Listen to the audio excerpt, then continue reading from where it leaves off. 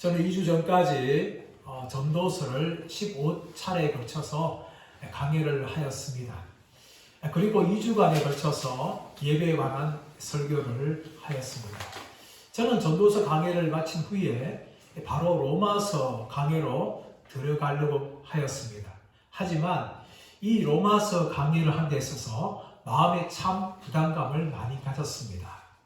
그래서 2주 동안에 예배에 대한 말씀을 함께 나누었고, 저는 2주 동안의 시간을 가졌습니다. 근데 저에게 주어진 2주 동안의 시간은 참으로 진통하는 시간이었습니다. 로마서 말씀에 대한 부담감 때문에 정말 이 말씀을 어떻게 풀 수 있을까, 증거할 수 있을까 하는 이 시간들을 제 안에 가졌습니다. 저는 15년 전에 로마서 강의를 대충 한 적이 있었습니다. 그래서 이 로마서 강의를 하는 데서 부담감이 없지 않겠냐라고 생각하였지만, 막상 로마서 강의를 하려고 이제 준비를 하다 보니까 정말 로마서 강의가 저에게는 참 힘들고 어려웠습니다. 왜냐하면 이 로마서 말씀은 저 성경 중에서 가장 위대한 성경 중에 하나이기 때문입니다. 물론 성경 66권은 모두가 다 위대한 하나님의 말씀입니다. 그 중에서도 이 로마서는 정말 복음이 무엇인지에 대해서 우리들에게 알려주는 위대한 말씀 중에 하나입니다. 그러므로 저는 이 로마서 말씀을 연구하고 전하는 데 있어서 참 많은 부담감을 가질 수밖에 없었습니다. 이 로마서 말씀이 얼마나 위대했는가 하면, 이 로마서 말씀을 통하여서 수많은 사람들이 변화를 경험하였습니다. 예를 들어서 우리가 잘 알고 있는 바울 이후에 가장 위대한 신학자였던 아우구스티누스가 바로 이 로마서를 통하여 그의 인생이 획기적으로 변화되는 놀라운 일을 체험합니다. 아우구스티누스는 믿음의 어머니 밑에서 태어나서 자랐습니다. 그리고 굉장히 똑똑한 사람이었습니다. 하지만 이 청소년 때부터 그는 엉뚱한 길로 나아갑니다. 이단이었던 마니교를 심취하기도 하고, 또 세상에서 수많은 여자들을 만나기도 하면서 심지어 사생아까지 낳고 완전히 세상 가운데에 빠지고 말았습니다. 그러면서 어릴 때에 어머니 통해 배웠던 그 신앙 때문에 그가 영적으로 갈등하였습니다. 죄에서 벗어나기 원하고 세상의 습관에서 벗어나기 원하였지만 그는 벗어나지 못하는 고통 가운데 있었습니다. 그런데 어느 날 이탈리아 밀라노 주교였던 암브로시우스의 설교를 듣게 되어집니다. 그 설교를 들은 후에 그는 영적으로 더 갈등을 합니다. 내가 죄에서 벗어나고 싶은데 어떻게 하면 좋겠나 하면서 여전히 갈등을 친구의 정문에서 하고 있는데, 이 담 밖에서 아이들의 노는 소리를 듣습니다. 톨레레게 집어들어라. 그 순간 이 아우구스티누스는 하나님의 음성으로 생각했습니다. 그러면서 성경의 사고를 있는 곳을 달려가면서 성경책을 딸피치면서 하나님의 은혜를 구합니다. 근데 그때 그의 눈에 들어온 것이 바로 로마서 13장 13절 14절 말씀이었습니다. 이렇게 되어 있습니다. 낮에와 같이 단정히 행하고 방탕하거나 술 취하지 말며 음란하거나 호색하지 말며 다투거나 시기하지 말고 오직 주 예수 그리스도로 옷 입고 정욕을 위하여 육신을 도모하지 말라. 이 말씀이 그의 영혼에 깊이 들어옴을 통하여 그런 이 말씀을 듣고 그의 영혼이 회심하고 예수님께 돌아오는 놀라운 인생의 획기적인 변화를 아우구스티누스는 경험합니다. 이 사건이 있고 난 후에 1000년 후에 또 한 명의 사람이 있습니다. 그 사람 누군가 하면 종교개혁자였던 마르틴 루터입니다. 이 마르틴 루터는 아우구스티누스와 같이 방탕한 사람이었습니다. 그는 정말 모험생이었고 공부를 열심히 하였습니다. 그래서 그의 아버지는 마르틴 루터가 법률대학에 들어가서 법률가가 되기를 원하였습니다. 하지만 청소년 때에 길을 가다가 낙뢰에서 친구가 옆에 맞는 죽는 걸 보면서 그는 전적으로 돌이키면서 하나님께 자신 인생을 드립니다. 21살 때에 수도원에 들어갑니다. 그 수도원에 들어가서 온갖 고행을 합니다. 종교적인 노력을 합니다. 하나님을 기쁘게 하려고 온갖 종교적인 선생님들의 노력들을 다 합니다. 하지만 그러면 그럴수록 그는 점점점 자기 안에 죄를 발견하게 되어지고 하나님과 점점 더 멀어지는 것을 그는 경험합니다.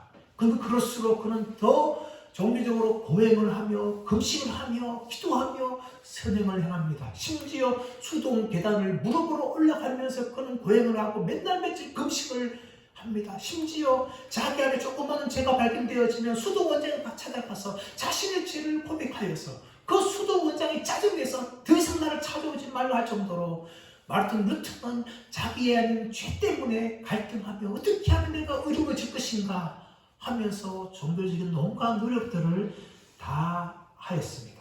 그리고 그는 성경대학의 교수가 되었습니다. 교수가 되었는데 그는 시편을 연구하고 로마서를 연구합니다. 로마서를 연구하면 연구할수록 자기 안에 죄가 발견되어지고 하나님을 향하여서 분노의 마음이 일어나게 되어집니다. 그러나 그 순간에 로마서를 연구하다가 그에게 한 가지 말씀이 들어옵니다. 그래서 로마서 1장 17절 말씀입니다.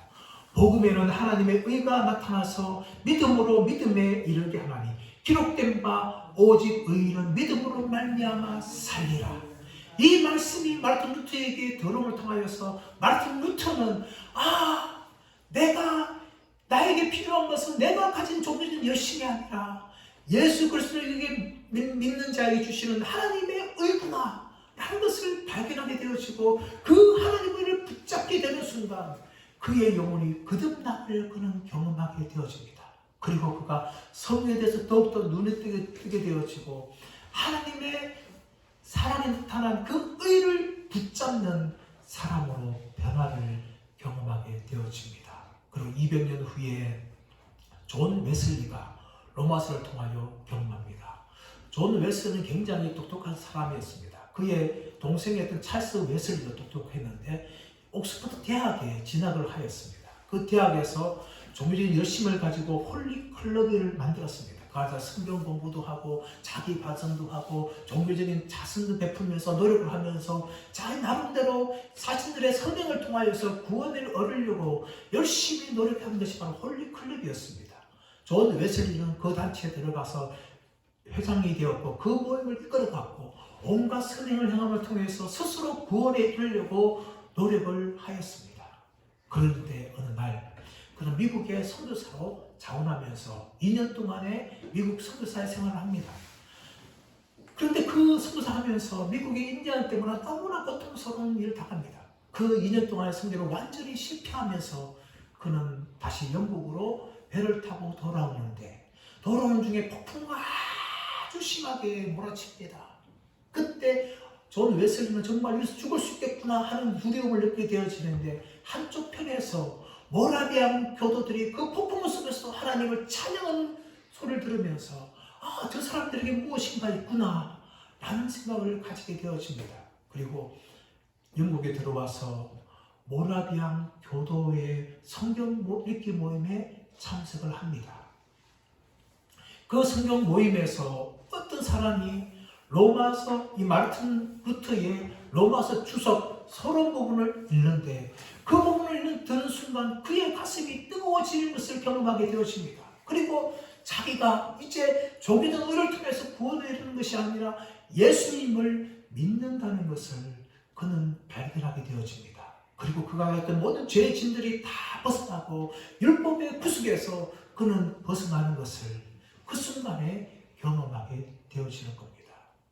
여러분 이처럼 수많은 이 기독교 역사의 위대한 사람들이 이 로마서를 통하여서 변화를 경험하게 되어집니다.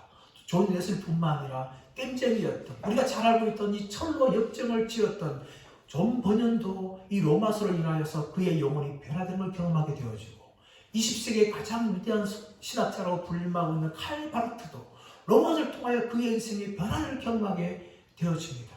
이처럼 수많은 사람들이 이 로마서를 통하여 변화를 경험합니다. 저는 이 로마서를 저와 여러분과 함께 나누면서 저와 여러분 모두가 다 이 믿음의 변화가 있기를 축복합니다. 그리고 이 로마서는 정말 위대한 성경입니다. 장 칼뱅이라는 종교개혁자는 로마서의 중요성을 이렇게 말합니다. 누구라도 이 서신을 얼마간 알아갈 때에 성경에 감추진 보아가 그에게 거의 모두 환히 드러난다 라고 이야기합니다. 마르틴 루터는 로마서는 신약 성경의 주요 부분이며 가장 순수한 복음이다 라고 평가하였습니다. 스위스의 성경 주석가인 프레드릭 보데는 이렇게 말합니다.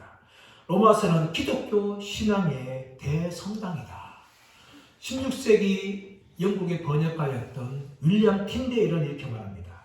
이 서신은 신약 성경의 주요하고 가장 탁월한 부분이며 가장 순수한 복음이라는 기쁜 소식일 뿐만 아니라 빛이요 성경 전체로 들어가는 길이다. 이렇게 이 로마서의 중요성에 대해서 많은 신학자들과 위대한 종교 개혁자들이 이렇게 로마서를 평가합니다. 로마서는 모두 16장으로 되어 있는데 우리가 읽었던 이 부분은 서론 부분입니다. 로마서 1장 1절부터 17절까지 이 로마서의 서론입니다. 그리고 1장 18절부터 15장 13절까지는 로마서의 본론이에요. 그리고 로마서 15장 14절부터 마지막 절 16장 27절까지가 로마서의 결론에 해당합니다. 저는 오늘 이 서론 부분 중에서 첫 부분을 함께 나눌 겁니다. 이 우리가 읽었던 로마서 1장 1절부터 4절까지는 이 바울이 로마 교회들 향하여서 자기를 소개하며 그리고 자신이 전하는 복음이 무엇인지 대해서 간략하게 그렇게 증거합니다. 먼저 1절 말씀을 한번 읽어보겠습니다. 1절 시작. 예수 그리스도의 종 바울은 사도로 부르심을 받아 하나님의 복음을 위하여 택정함을 입었으니. 이 로마서는 편지입니다. 편지. 요즘에 우리들은 SNS 발전으로 인하여서 편지를 잘 쓰지 않습니다. 그러나 10년 전만 하더라도 이 편지를 썼는데 오늘날 편지 같은 경우는 받는 사람이 맨 앞에 나오죠. 누구누구에게 잘 지냈느냐 하면서 가을 인사를 하고 마지막에 누가 보낸다 하면서 자기 보낸 사람 이름을 쓰는 겁니다. 그런데 고대에는요 그렇지 않고 먼저 편지를 보낸 사람의 이름을 먼저 씁니다. 이 로마서 그렇게 형식이 되어 있죠. 사도 바울은 자기가 편지 쓰면서 자기에 대해서 먼저 소개를 하는 부분이 등장을 합니다. 자, 그런데 여러분, 만약에 우리가 우리 자신을 소개한다면 아무래도 좀 잘하려고 여러 가지 장식으로 포장을 할 겁니다. 하지만 사도 바울은 그렇게 하지 않습니다. 어떻게 이야기합니까? 1절 말씀 보시면 예수 그리스도의 종 바울이라고 이야기합니다. 누구의 종이라고 이야기합니까? 예수 그리스도의 종이라고 이야기합니다. 자신을 향하여서 포장하지 않고 바울은 예수 그리스도의 종이라고 이야기합니다. 일반적으로 바울을 향해서 우리가 사도 바울이라고 이야기합니다. 어떤 분들은 사도 바울 선생이라고도 부르는 사람이 있지만 일반적으로 바울을 향할 때는 사도라는 말을 붙입니다. 그런데 오늘 로마서에서 바울은 자기를 소개하면서 사도 바울을 소개하지 않고 먼저 예수 그리스도의 종 바울이라고 이야기합니다. 이 종이라는 것은 쉽게 말하면 노예입니다. 노예. 흑인들 노예. 그 노예를 단어가 바로 헬라어로 둘루스입니다. 둘루스는 바로 노예라는 의미를 가지고 있어요. 로마 제국 안에는 노예가 굉장히 많았습니다. 심지어 로마 시내 안에도 3분의 1이 노예였어요. 대략 20만에서 30만 정도의 노예가 로마 시내 안에서 그렇게 살았습니다. 근데 이 노예들은 다 어디서 왔어요? 외국에서 전쟁을 통하여 포로로 그렇게 잡아왔어요. 이스라엘에서, 터키에서, 또 유럽에서 이렇게 잡아온 사람들이 다 노예입니다. 근데 그 당시 노예는요, 바로 짐승과 같은 존재였어요. 짐승은 말 못하는 짐승이고, 노예는 말하는 짐승으로 그렇게 대우를 받았습니다. 우리나라 과거에 조선시대만 생각해도 그럴 거예요. 노비들은 어떻습니까? 주인 마음대로 할 수 있어요. 주인의 재산에 불과했습니다.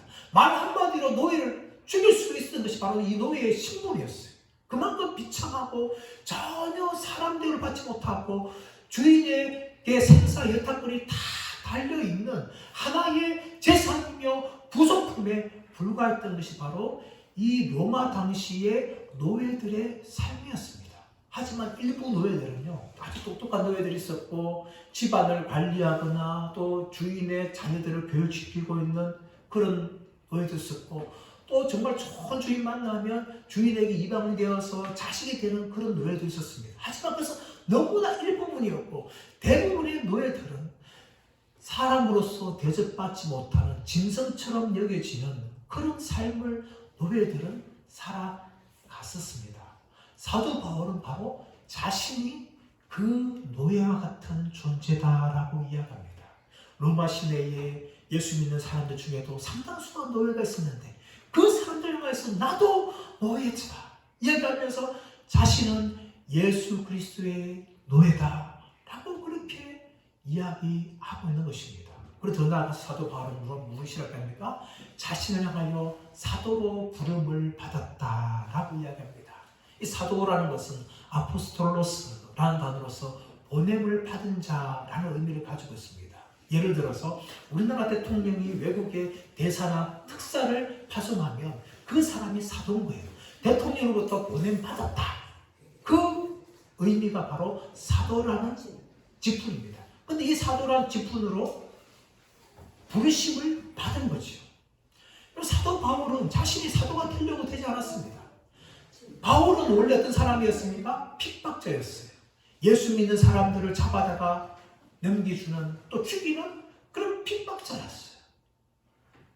사도행전 9장 말씀 봐보시면 대장의 공문을 받아서 다메섹 땅에 있는 예수쟁이들을 잡으려고 사도 바울이 가는 장면이 나옵니다. 그런데 그때 하늘에서 강렬한 햇빛이 사도 바울을 내리칩니다. 그 순간 사도 바울은 뻐꾸라칩니다. 그때 사도 바울은 말합니다. 주여 주여 누십니까? 예수님께서 사도에 말합니다. 나는 네가 핍박하는 예수다. 나는 네가 핍박하는 나사렛 예수다. 그렇게 예수님이 바울에게 소개하면서 바울을 사도로 그렇게 부릅니다. 그 순간에 사도 바울은 변화되어져서 예수쟁이들을 핍박하는 박해자가 아니라 예수님을 전하는 사도로 그는 변화를 받습니다. 그래서 갈라디아서 1장 1절에서 갈라디아 교회를 향하여 자신을 소개할 때에 사람에서 난 것도 아니요 사람으로 말미암은 것도 아니라 오직 주 예수 그리스도와 그를 보내신 자 하나님 아버지로 말미암아 사도된 나 바울은 그렇게 자신을 사도라고 갈라디아 교회들을 향하여 그렇게 설명을 하는 겁니다. 여러분, 이 사도 바울은 무엇을 위해서 부름을 받았을까요? 근데 이렇게 부름받은 이유는 사도 바울이 자신이 어떤 존재인지 알기 때문에 그것을 위해서 살아가는 겁니다. 사도 바울은 분명히 예수 그리스도의 종이라고 이야기하고 자신을 사도라고 자신의 정체성을 분명히 알았기 때문에 그는 평생 동안 예수님을 위하여서 복음을 증거하며 수많은 고통과 고통을 다 감당하면서 평생을 살아갈 수가 있었습니다. 어떻게 가능했을까요? 바로 자기가 누구인지를 알았기 때문입니다. 사도 바울은 다메섹 도상 가는 길에 예수님께 부름받아서 자신이 예수님의 종이 되었고 예수님의 사도가 되었다는 것을 분명히 알았습니다. 이것이 바로 사도 바울의 자기 정체성입니다. 오늘날 우리도 마찬가지입니다. 우리가 우리 자신을 누구냐 생각에 따라서 그에 합당한 삶을 살아간다는 겁니다. 미국의 유명한 소설가인 마크 트웨인이라는 사람이 있었습니다. 이 사람은 수많은 소설을 썼어요. 그 중에 한 가지가 무엇인가 하면 왕자와 거지입니다. 왕자와 거지. 어느 날 이 에드워드 왕자는 너무나 심심하였죠. 밖을 보니까 자기와 똑같이 생긴 거지 하나를 발견했어요. 그리고 그를 데려와가지고 옷을 바꿔 입습니다. 왕자가 거지 옷 입고 거지가 왕자 옷 입는데 너무나 그걸 똑같아가지고 구분할 수가 없는 거예요. 밖에 경비병들이 이 왕자였던 거지를 보고 너 거지 아니냐 하면서 왕복이 쫓아버렸어요. 이 거지가 된 왕자는 자기가 왕자고 아무리 설명해도 이 경비병들이 믿지 않는 거예요. 그 순간 자신의 옷은 이미가 다 거지 옷을 입기 때문에 누가 봐도 거지인 거예요. 그래서 왕복이 쫓겨났습니다. 그래서 그는 만난 사람들마다 자신이 왕자라고 이야기합니다. 분명히 거짓 옷을 입는데 왕자로 이야기하니까 사람들이 다 조롱합니다. 저는 미친놈이다 하면서 조롱을 하는 거예요. 그뿐만 아니라 이 원래 거지의 아버지가 이 왕자를 발견하고 집으로 데리고 갑니다. 끌고 갑니다. 미친놈 하면서 때립니다. 부박을 하는 거죠. 그뿐만 아니라 거짓 때리고 돌려다니면서 놀림을 당합니다. 이렇게 거지로서 그가 살아가지만 그는 결코 자신이 왕자임을 잊지 않았습니다. 아버지가 승하했던 소식을 듣고 그는 왕궁으로 달려갑니다. 그러나 분명히 자기 옷은 거지였어요. 그 누구의 도움으로 결국은 왕이 돼가실 때 자신이 에드워드 왕자라는 것을 밝히고 아버지 헨리 왕을 이어서 왕으로 등극하는 그 이야기가 왕자와 거지입니다. 이것은 무엇을 알 수 있습니까? 그 헨리 왕자는 비록 자기가 거지 옷을 입었지만 자기는 분명히 왕자라는 사실을 잊지 않았습니다. 그렇기 때문에 왕자로서 꿋꿋하게 버텨냈고 왕으로 등극할 수가 있었던 것입니다. 사람 여러분 마찬가지입니다. 우리가 이 세상을 살아가면서 내 자신이 어떤 사람이라는 걸 분명히 우리가 알아야 될 줄 믿습니다. 우리가 구원받은 하나님의 백성이라고 생각하면 죄의 유혹이 찾아오고 세상이 우리를 유혹한다 할지라도 그 죄에 넘어지지 않고 혹시라도 죄에 넘어지는 그 순간에도 다시금 죄를 이기고 회개하고 하나님께 돌아오게 되어집니다. 그뿐만 아니라 우리가 하나님의 자녀라고 생각하면 이 땅의 삶을 살아갈 때에 수많은 고난과 고통 다 차지할 수 있지만 결코 우리를 버리지 아니하시고 함께 하시는 하나님의 아버지를 의지하고 그 선하신 하나님을 의지하고 고난과 고통을 이겨나갈 수 있게 되는 것입니다. 그뿐만 아니라 우리가 하늘나라의 상속자라는 사실을 안다면 이 땅에 때로는 병들고 때로는 가난할지라도 영원한 하늘나라가 우리에게 주어질 기업인 줄 믿고 결코 낙심하지 않고 살아가게 되는 것입니다. 그러므로 우리가 어떤 존재인지 우리가 어떤 신분을 가지고 있는지를 분명히 알아야 됩니다. 우리가 어떤 존재입니까?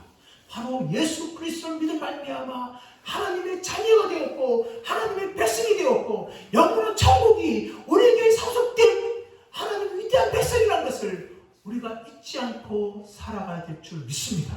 사도 바울은 바로 자신이 종이요 사도로 부름받았다고 이야기하면서 자신이 부름받은 이유에 대해서 이야기하고 있는데 바로 하나님의 복음을 위하여 택정함을 입었다라고 이야기합니다.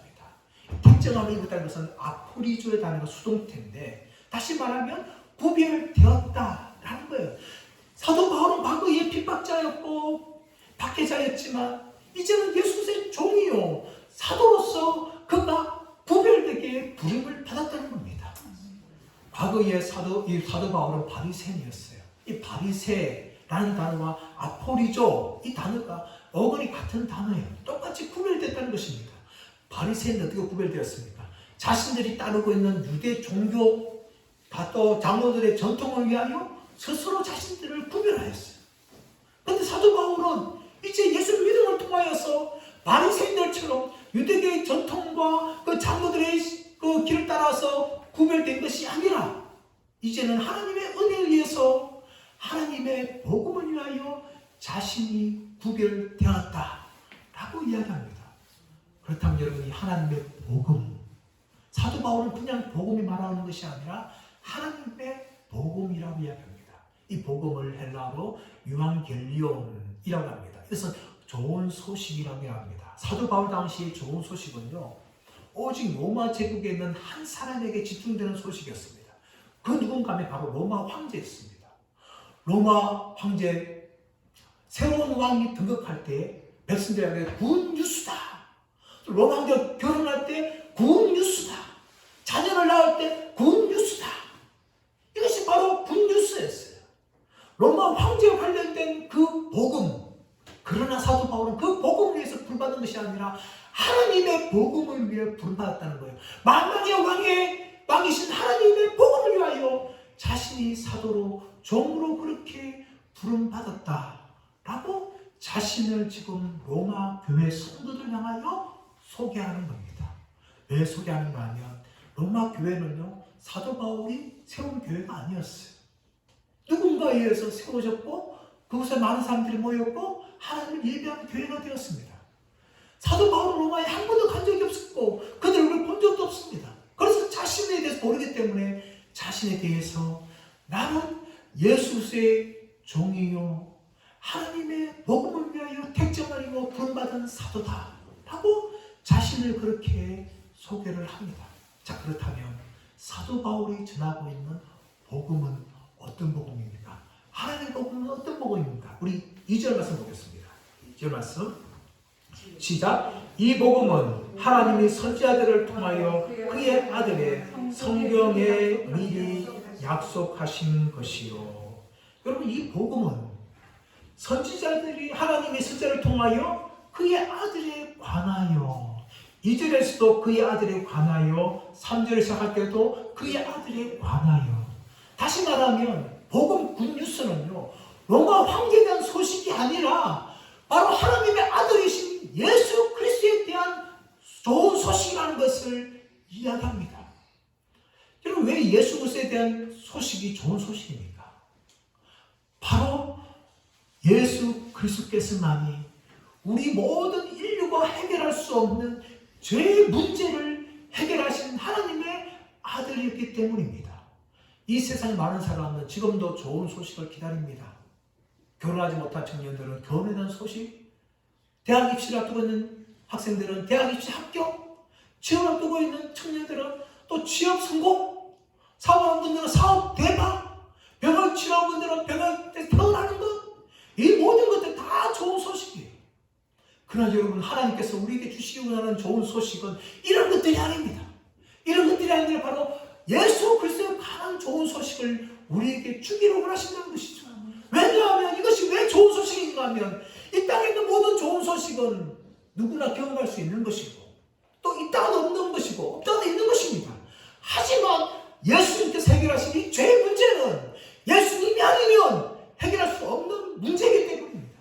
아담 이후로 모든 인간들은 다 죄에 빠졌습니다. 죄에 빠진 인간들이 처해야 될 궁극적인 길은 무엇인가 하면 하나님의 진노의 심판입니다. 그 죄의 심판 받아서 영원한 지옥에 들어가서 불못에 벗어나야 되는 것입니다. 이것이 인간의 운명이에요. 인간의 운명을 인간은 어떤 인간도 해결할 수 없습니다. 그러나 하나님께서는 예수 그리스도를 이 땅에 보내시고 십자가에 죽게 하심을 통하여 우리 인간이 당해야 될 하나님의 진노의 심판을 담당하시고 우리에게 죄 용서라는 이 복된 은혜를 주신 것입니다. 누구만 줄 수 있는가 하면 바로 오직 예수 그리스도만이 죄에 빠진 우리 인간들에게 줄 수가 있는 하나님의 구원의 은혜라는 것입니다. 그렇기 때문에 이것이 바로 좋은 소식이고 그의 아들에 관한 소식이 바로 좋은 소식이라는 것입니다. 사랑 여러분, 사도 바울은 이 소식을 전하기 위해서 왔는데 이 좋은 소식은요, 사도 바울이 만들어낸 것이 아니에요. 이제 말씀 보시면 이 복음은 선지자들이 그의 아들에 관하여 성경에 미리 약속하신 것이라고 이야기하고 있어요. 선지자는 누굽니까? 바로 구약 성경에 나오고 있는 선지자들입니다. 그들 하나님의 말씀을 가지고 구약 성경을 통하여 이야기했는데 바로 예수 그리스도에 대해서 구약에서부터 이미 증거하시다는 거예요. 그러므로 이 복음은요, 사도 바울이 지어낸 거나 만들어낸 것이 아닙니다. 바로 구약 성경에서부터 하나님께서 선지자를 통하여서 우리들에게 말씀해 오신 약속이라고 사도 바울이 말합니다. 그리고 더 나아가 3절 말씀 보시면 그의 아들에 관하여 말하면 육신으로는 다윗의 혈통에서 나셨고 예수님께서는 우리와 똑같은 육신으로 나셨는데 다윗의 혈통, 다시 말하면 다윗의 후손으로 이 땅에 오셨습니다. 예수님이 친히 우리 인간의 몸을 입고 이 땅에 오신 것입니다. 예수님은 눈에 환상으로 보이는 분이 아닙니다. 꿈에 보시는 분이 아닙니다. 실제로 예수님 땅에 오셨고 태어나셨고 자라셨고 먹고 마시고 주무셨습니다. 그래서 주후 114년에 로마의 역사가 타키투스는 예수님의 십존에 대해서 이야기합니다. 예수님이 티베리우스 황제 때 본디오 빌라도에게 고난을 받고 십자가에 죽으시고 3일 만에 부활했다 라고 타키투스는 그렇게 기록합니다. 또 로마 유대교회 바벨론 탈무드에도 예수님의 존재를 기록하였고 그뿐만 아니라 유대 역사가였던 요세푸스는 예수님의 죽으심과 부활에 대해서 상세하게 기록하였고 지금도 그를 따르는 그리스도인들이 있다라고 그가 기록을 하였던 것입니다. 예수님이 이처럼 육신으로 우리가 똑같은 몸을 가지고 다윗의 후손으로 이 땅에 태어나셨다라고 사도 바울은 기록하면서 4절 말씀 이렇게 이야기합니다. 4절 말씀 보시면 성결의 영으로는 죽은 자 가운데서 부활하사 능력으로 하나님의 아들로 선포되셨으니 곧 우리 주 예수 그리스도 신이라. 성결의 영이라는 것은 성령을 말합니다. 성령의 능력으로 죽은 자 가운데서 예수님이 부활하셨다는 거예요. 능력으로 부활하셨다는 것입니다. 예수님께서 3일 동안 무덤에 갇혔었지만 성령께서는 예수님을 능력으로 부활케 하셨습니다. 그런 말미암아 하나님의 아들로 선포되셨다라고 이야기합니다. 이 말이 무슨 말인가면 하나님의 아들로 드러났다는 겁니다. 이것은 무슨가 하면 예수님이 이 땅에 오는 그 순간 예수님은 하나님의 아들로 오셨고 또 사셨지만 많은 사람들은 예수님을 하나님의 아들로 인정하지 않았습니다. 단지 마리아와 요셉의 아들로 자기 동네에 살고 있는 한 명의 사람으로 그렇게만 그들은 받아들였습니다. 하지만 십자가에 죽으셨던 그 예수님이 성령의 능력으로 부활을 하시니까 이제 모든 사람들이 십자가에 죽었던 그 예수는 우리가 똑같은 인간이 아니라 바로 하나님의 아들이시구나라는 것을 그들이 알게 되었다는 거예요. 부활은 바로 예수님을 하나님의 아들로 드러내신 증거가 된 것입니다. 이것이 바로 하나님의 아들로 선포되신 거예요.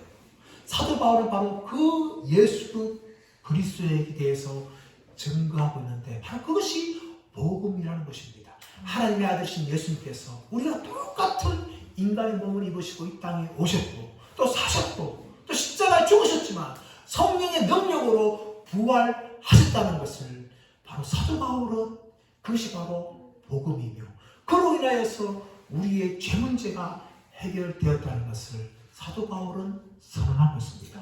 사랑하는 여러분, 이것이 바로 저와 여러분이 들어야 될 복음입니다. 지금도 수많은 사람들은 자기들 나름대로의 복음을 기다리고 있습니다. 하지만 그것은 진정한 복음이 아닙니다. 잠시 우리를 기쁘게 할 수 있는 것이지만 또 사라지고 마는 것입니다. 하지만 하나님께서 주시는 복음은 우리의 영원한 문제, 우리가 해결할 수 없는 이 죄의 문제를 해결할 수 있는 구원의 방법이기 때문에 이거야말로 정말 우리에게 주시길 원하시는 하나님의 좋은 소식인 줄 믿습니다. 저와 여러분이 이 복음을 받아들이길 축복합니다. 이 복음 위에 서기를 원합니다. 또 이 복음을 붙잡기를 원합니다. 또 이 복음을 평생 살아가기 원합니다. 더 나아가서 믿지 않는 사람들에게 이 복음을 증거하는 복음의 통로들을 다 되시기를 예수님의 이름으로 축원합니다.